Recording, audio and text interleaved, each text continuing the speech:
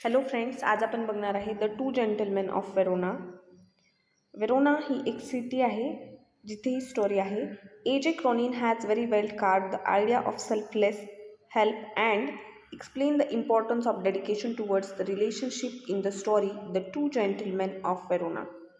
या स्टोरीमध्ये क्रॉनिन यांनी अतिशय चांगल्या पद्धतीने निस्वार्थी मदत आणि नातेसंबंधांमध्ये असलेल्या समर्पणाबद्दल बोललेले आहेत, ज्याच्यामध्ये दोन जेंटलमॅन आहेत. The story revolves around two boys name Nikola and Jacob who do the numerous things to earn the money only to pay for their sisters treatment who suffer from the tuberculosis of the spine. या स्टोरीमध्ये असलेले दोन gentleman आहेत, Nicola आणि Jacob. ते पैसे कमवण्याचे वेगवेगळे मार्ग शोधत आहेत, जेणेकरून ते त्यांच्या बहिणीचा उपचार करू शकतील, कारण त्यांच्या बहिणीला क्षयरोग झालेला आहे मणक्याचा. तर याच्यासाठी उपचारासाठी लागणाऱ्या पैशांसाठी ते पैसे कमवण्याचे वेगवेगळे मार्ग शोधत आहेत. The story begins with the narrator driving down the foot hills of अल्प. अल्प नावाचा एक पर्वत आहे.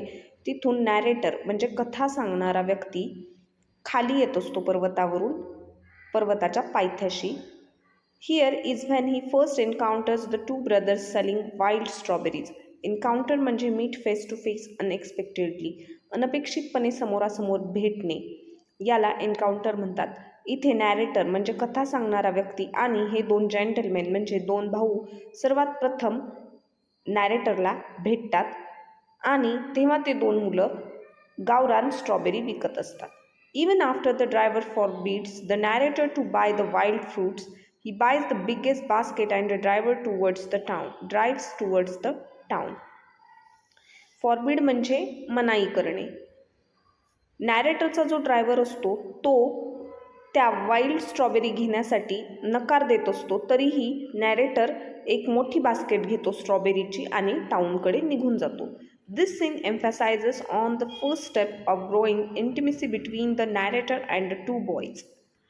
या सीनमुळे, या प्रसंगामुळे सर्वात पहिल्यांदा नॅरेटर आणि त्या दोन मुलांमध्ये इंटिमेसी म्हणजे जवळीकता वाढल्याचा किंवा त्याच्यामध्ये भर पडल्याचं जाणवतं. एम्फॅसायझेस म्हणजे भर पडणे. Next day the boys are found shining shoes in the public square. This amazes the narrator. दुसऱ्या दिवशी ते दोन मुलं चौकामध्ये, सिटीच्या चौकामध्ये शूज पॉलिश करताना नॅरेटरला दिसतात आणि या गोष्टीने नॅरेटरला फारच आश्चर्य वाटतं. This is when they reveal the fact that they do the numerous kinds of the things to earn money. मग या पहिल्या प्रसंगामध्ये ते दोन मुलं नॅरेटरला हे सांगतात किंवा हे उघडकीस आणून देतात की आम्ही पैसे कमवण्यासाठी वेगवेगळ्या पद्धती वापरत आहोत. Narrator is shown to develop a soft corner for them in his heart. इथं सर्वात पहिल्यांदा नॅरेटरच्या मनामध्ये त्या मुलांसाठी एक सौम्य कोपरा तयार होतो. He finds them to be innocent, serious, pleasant and earnest. इथे नॅरेटरला ती दोन मुले इनोसंट म्हणजे निरागस, सिरियस म्हणजे कामासाठी त्यांच्यामध्ये असलेली गंभीरता, प्लेझंट म्हणजे सुखदायक आणि अर्नेस्ट म्हणजे प्रामाणिक अशी वाटतात. The boys are very useful to the narrator. आणि अशी ही मुलं नॅरेटरला त्यांच्यासाठी फारच उपयुक्त वाटतात. They are very willing to satisfy all that the narrator requires. कारण नॅरेटरला ज्या ज्या गोष्टींची आवश्यकता असते त्या सर्व गोष्टी ही मुलं पूर्ण करू शकत असतात. They are also found selling newspapers by the narrator one stormy night. एका वादळी रात्री नॅरेटर म्हणजे कथा सांगणारा व्यक्ती त्या दोन मुलांना वर्तमानपत्र विकतानाही पाहतो.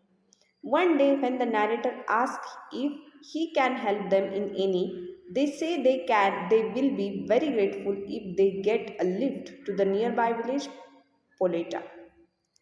एके दिवशी नॅरेटर त्यांना विचारतो की मी तुम्हाला कोणत्याही पद्धतीने मदत करू शकलो तर. अशावेळी ती दोन मुलं म्हणतात की आम्हाला जवळच्याच पोलेटा या गावापाशी जाण्यासाठी लिफ्ट द्या, म्हणजे गावामध्ये नेण्यासाठी मदत करा. Although it doesn't come in the narrator's way, he takes them there. हे नॅरेटरच्या मार्गामध्ये येत नसताना सुद्धा नॅरेटर त्यांना त्या दिशेने घेऊन जातो. The boys get down in the building and ask the narrator to wait in a nearby cafe until they return within an hour.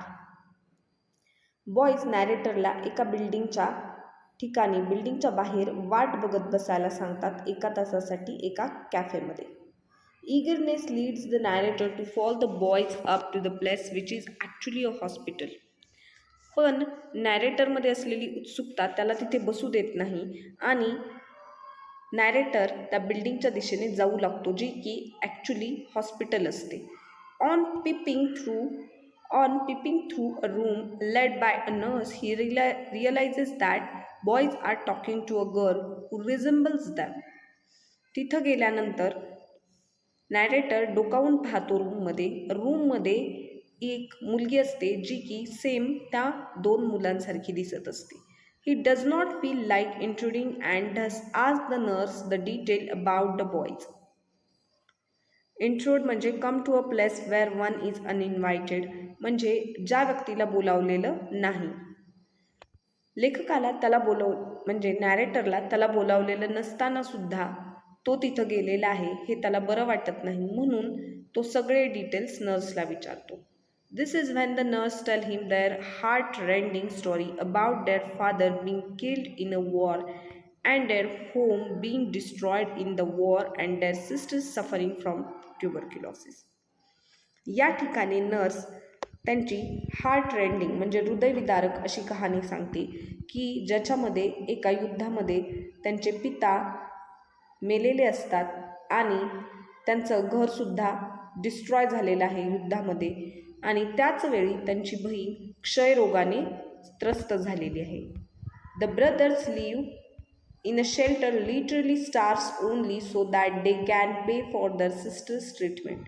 आणि अशा परिस्थितीमध्ये ही मुलं एका झोपडीमध्ये राहतात आणि उपाशीसुद्धा राहतात. स्टार म्हणजे उपाशी राहणे, जेणेकरून ते त्यांच्या बहिणीच्या उपचारासाठी पैसे जमा करू शकतील.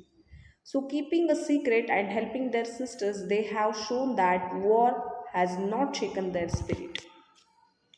आणि हे सगळ्या गोष्टी ते गुपित ठेवून करतात, म्हणजे कोणालाही न सांगता करतात, की जेणेकरून त्यांना जणू हेच दाखवायचं आहे की युद्धाने त्यांच्या मनोबलाला कोणताही धक्का बसलेला नाही.